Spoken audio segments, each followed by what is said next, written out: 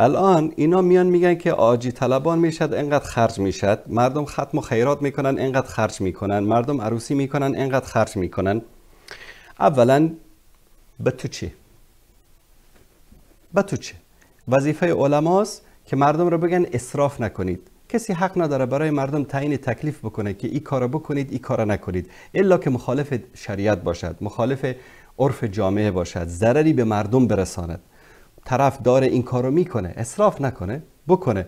ببین هدفی نیست، هدف این است که این طرف از حج آمده، اون پیام اخوت، اون پیام توحید، اون پیام هایی که از حج آورده با خودش، این در بین مردم پخش نشوه. وانگهی من از شما یک سوال میپرسم، در این جشن های نوروزی خرچی که روی لباس های دخترای بیچاره و مظلومی که به زور میارن اونجا میرقصانن، این بیناموس ها میرقصانن این دخترها رو، پولی که سر لباس های اونها خرج می شود، آیا از خرج کل ختم و خیرات حاجی طلبان و همه اسراف های ملت تاجیکستان بیشتر هست یا نیست؟ 100%.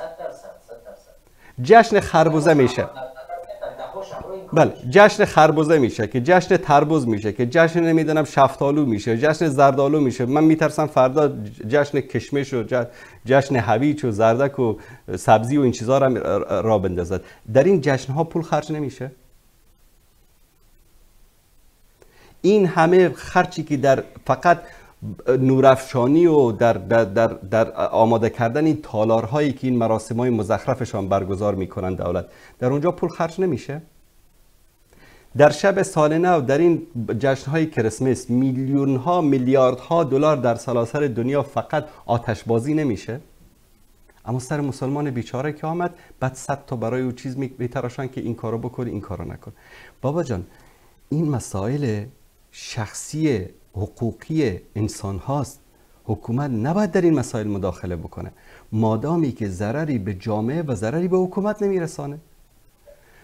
پول برق تاجیکستان به افغانستان فروخته میشه، میلیون ها دلار پولش به تاجیکستان میاد، اما مردم تاجیکستان برق ندارن. کسی بیاد این پولا رو حساب بکنه که این پول ها کجا میرود؟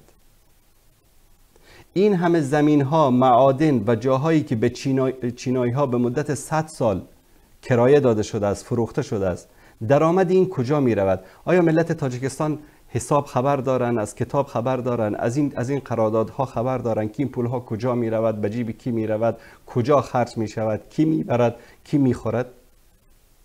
افتادن پشت یک ملت بیچاره که تو این کارو بکن این کارو نکن. حالا مثلا $100، من نمیگم این کارها کارهای خوبی است، نمیخوام مشروعیت بدم، اما مادامی که مخالف دین نیست، به جامعه ضرر نمیرساند، به امنیت و آرامش حکومت و دولت ضرر نمیرساند، چرا باید در مسائل شخصی مردم مداخله شود؟